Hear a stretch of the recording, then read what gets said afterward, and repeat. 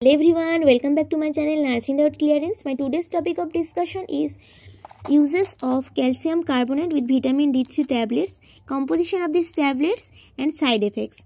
So let's start the video. আমি একটা calcium carbonate and vitamin D3 tablets তোমাদেরকে দেখানোর জন্য নিয়ে এসেছি যেখানে কি কি কম্পোজিশনে এই মেডিসিনটা থাকে যেটা আমাদের গভর্নমেন্ট সাপ্লাই।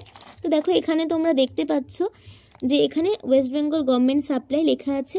তো এই মেডিসিনের কম্পোজিশনে কিন্তু আমাদের এখানে ক্যালসিয়াম কার্বনেট থাকে 1250 mg অ্যান্ড এখানে এলিমেন্টাল যে ক্যালসিয়াম সেটা থাকে 500 মিলিগ্রাম অ্যান্ড এখানে ভিটামিন D3 থাকে 250 ইন্টারন্যাশনাল ইউনিট। তো যখন আমরা কোনো পেশেন্টকে এই ক্যালসিয়ামটি প্রোভাইড করি তার শরীরে কিন্তু 500 mg এলিমেন্টাল যে ক্যালসিয়াম সেটা কিন্তু পৌঁছাচ্ছে এই মেডিসিনটার মাধ্যমে। তো কিভাবে আমরা মেডিসিনটা দেব এবং কোন কোন ক্ষেত্রে মেডিসিন ইউজ করা যায় সেই সম্পর্কে তোমাদেরকে একটু বলবো।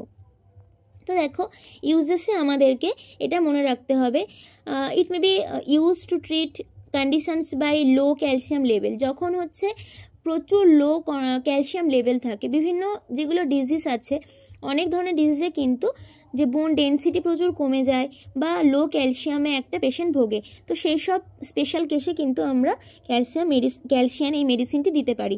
তো দেখো যেখানে বোন লস হয়, যেটা আমার অস্ট্রিওপোরোসিস, তো সেক্ষেত্রে কিন্তু আমরা এই মেডিসিন অবশ্যই করে প্রোভাইড করি। আর কি উইক বোনস, অস্ট্রিওম্যালেসিয়া অ্যান্ড রিকেটস যেগুলো হয় জানো তোমরা, যে এই রোগগুলোতে কিন্তু বোন ডেন্সিটি অনেক কমে যায় এবং খুব উইক বোন হয়, তো সেই সব ক্ষেত্রে কিন্তু আমরা ক্যালসিয়াম প্রোভাইড করতে পারি। তো এটা আমরা কিভাবে আর কোন কোন ক্ষেত্রে ইউজ করতে পারি, যখন দেখো যে বিভিন্ন ধরনের মাসালের ডিজিজ আছে, যখন হচ্ছে তোমার বিভিন্ন প্যারালাইজড, হাইপোথাইরয়েডিজমস এই ধরনের সমস্যা থাকে, মাসালসের সার্টেন বিভিন্ন মাসালসের মানে উইকনেস দেখা যায়, তো সেই সব ক্ষেত্রে কিন্তু দেখা যায় এই মেডিসিনটা আমরা দিতে পারি। আর কি টিটেনাসের ক্ষেত্রে কিন্তু আমরা এই মানে স্পেশাল যে ডিজিজগুলো সেগুলোর ক্ষেত্রে দিতে পারি। তাছাড়া আমাদের প্রচুর যদি নি অ্যান্ড জয়েন্টস পেন দেখা যায় সেক্ষেত্রে কিন্তু আমরা বেশিরভাগ পেশেন্টকে এই মেডিসিন কিন্তু প্রেফার করি। তো কি এই মেডিসিনের সাথে আমাদেরকে অবশ্যই পেন কিলার কিছু দিতে হয়, কিন্তু এই মেডিসিনটি আমাদের যেহেতু মানে অ্যাবভ 30 বেশিরভাগ পেশেন্টের কিন্তু দেখা যায়, বিশেষ করে ফিমেল যারা আছে তাদের ক্ষেত্রে কিন্তু নি পেন, জয়েন্ট পেন এগুলো কিন্তু প্রচুর পরিমাণে দেখা যায়, তো আমরা কিন্তু তখন এই মেডিসিনটি প্রোভাইড করতে পারি। তো এবার আমরা জেনে নিই হাউ টু ইউজ।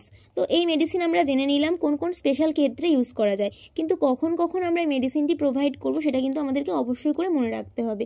তো যখন আমরা দেখব যে এই স্পেশাল কোনো ডিজিজের জন্য বা জয়েন্টস পেন, নি পেন এই ধরনের কোনো সমস্যার জন্য মেডিসিনটা প্রোভাইড করা হচ্ছে, সেক্ষেত্রে কিন্তু আমরা মানে দিনে হচ্ছে একটা টাইমে আমরা মেডিসিনটা প্রোভাইড করব, ঠিক আছে। তো যখন আমরা একটা মিলের পরে আমরা পেশেন্টকে প্রোভাইড করতে পারি বা কিছু খেয়ে মানে ভরা পেটে যেন পেশেন্ট এই মেডিসিনটা নেয়, তো এটা আমরা মেনলি রাত্রে দিই, কোনো ডক্টর দিনে দিতে পারে। তো মোটামুটি আফটার মিল বা আফটার টিফিন, আফটার ব্রেকফাস্ট এই মেডিসিনটা কিন্তু পেশেন্ট নিতে পারে। তো যারা হচ্ছে তোমার এই স্পেশাল কেসের ক্ষেত্রে আছে তাদের ক্ষেত্রে আমরা 500 মিলিগ্রাম দেব মেডিসিনটা। তো তাদেরকে রাত্রে আমরা খাওয়ার পরে কিন্তু এই মেডিসিন একটা করে মানে একটা ট্যাব দিনে একবারই এটা প্রোভাইড করি। কিন্তু যখন হচ্ছে সেটা মা প্রেগনেন্ট অবস্থায় থাকে, তো ওগুলো আমি ডিজিজ কন্ডিশনের কথা তোমাদেরকে বললাম যে কোন কোন ক্ষেত্রে মেডিসিনটি দেওয়া হয়, কিন্তু প্রেগনেন্ট মায়েদেরকে আমাদের তোমরা জানো যে আয়রন অ্যান্ড ক্যালসিয়াম এই মেডিসিনগুলো প্রোভাইড করতে হয়। তো আয়রন এবং ক্যালসিয়াম কিভাবে দেব, আয়রন ট্যাবলেট অবশ্যই আমাদের যে হিমোগ্লোবিন টেস্ট করা হয় এইচবি লেভেল দেখেই কিন্তু আয়রন ট্যাবলেট ক্যালকুলেশনটা করা হয়। তো সেটা আমি আয়রন ট্যাবলেট নিয়ে একটা ভিডিও তোমাদেরকে অবশ্যই করে পাঠাবো, সেখানে তোমরা অবশ্যই এই ডিটেলস সম্পর্কে জানবে। তো ক্যালসিয়াম কিভাবে খেতে হয় সেটা তোমাদেরকে আজকে বলে দিই এই ভিডিওতে। তো দেখো ক্যালসিয়াম যখন আমি প্রেগনেন্ট মায়েদের দেব, আমাদের কিন্তু সবসময় ফার্স্ট ট্রাইমেস্টারের পরে মানে আফটার 12 উইকসই কিন্তু আমরা কোনো মাকে, প্রেগনেন্ট মাকে এই ক্যালসিয়াম বা আয়রন এগুলো প্রোভাইড করব। তো আফটার ফার্স্ট ট্রাইমেস্টারে আমরা কিন্তু প্রেগনেন্ট মাকে ক্যালসিয়াম দেব দিনে দুবার দিলে কি হবে, 1000 mg করে ক্যালসিয়াম পার ডে একটা মা পাবে। এটা কিন্তু আফটার ফার্স্ট ট্রাইমেস্টারে কেন দেওয়া হয়, এই মেডিসিন ফার্স্ট ট্রাইমেস্টারে এই কারণেই দেওয়া হয় কারণ কি এই সময় দিলে তবে যে বোন ফর্মেশন যেগুলো হয় সেগুলো কিন্তু বেবির ঠিকঠাক হয়।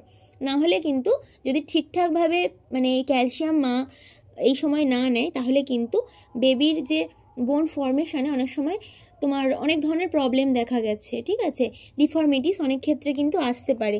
আরেকটা যেটা, প্রেগনেন্সিতে যদি এই মেডিসিন ডিউরিং প্রেগনেন্সি একটা মা কন্টিনিউ ইউজ করে, তার কিন্তু রিস্কটা অনেকটা কমে, যেগুলো প্রি এক্লাম্পসিয়া, যেটা কিন্তু অনেক বেশি, প্রচুর মায়ের ক্ষেত্রে এই প্রবলেম দেখা যায়, প্রি এক্লাম্পসিয়া এই ধরনের সমস্যা থেকে কিন্তু তারা মুক্তি পেতে পারে, তারা যদি নিয়মিতভাবে এই ক্যালসিয়াম ট্যাবলেটটি সকাল এবং রাত, মানে দিনে 2 বার অন্তত খাওয়ার পরে, সকালে টিফিন খাওয়ার পরে এবং রাত্রে তারা যে মিল নেয় বা যে কোনো টিফিন ভরা পেটে মোটামুটি এই মেডিসিনটা গ্রহণ করে, তাহলে কিন্তু বিভিন্ন ধরনের সমস্যা থেকে তারা মুক্তি পেতে পারে।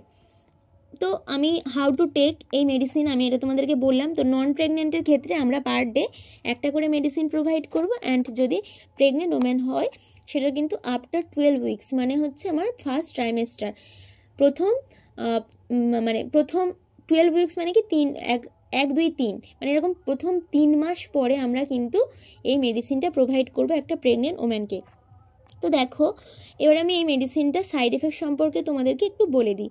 প্রত্যেকটা মেডিসিনই আমি বলেছি আগের দিনই যে কোনো মেডিসিনই কখনোই উইথাউট প্রেসক্রিপশন খাওয়া কোনো দিনই উচিত নয়। তো এই মেডিসিন যখন আমি প্রোভাইড করব কোনো পেশেন্টকে, এক্সেসিভ ইউজ কিন্তু খুবই ক্ষতিকর।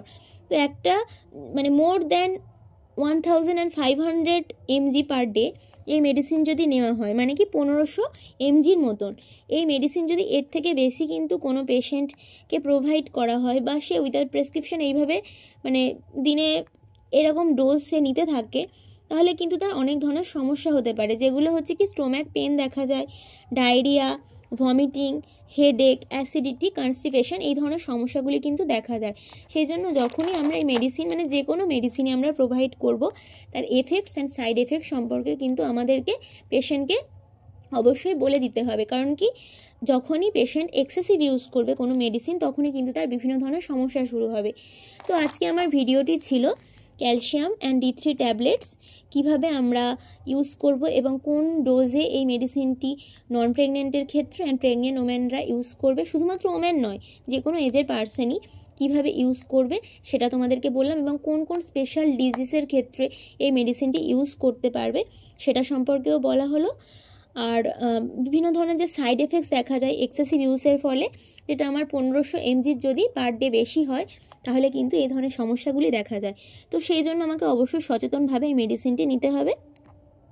তো যদি তোমাদের এই ভিডিওটিতে কোনো কিছু বুঝতে প্রবলেম হয়, অবশ্যই তোমরা কমেন্ট বক্সে জানাও। আর কোনো মেডিসিন নিয়ে যদি তোমরা জানতে চাও, তার ডিটেলস সম্পর্কে অবশ্যই তোমরা সেই সম্পর্কে জানাও, আমি অবশ্যই সেটা ডিসকাস করব এখানে। আজ তাহলে এই পর্যন্ত, পরবর্তী ভিডিও নিয়ে খুব তাড়াতাড়ি তোমাদের সঙ্গে আসছি। ততক্ষণ সবাই ভালো থেকো, সুস্থ থেকো।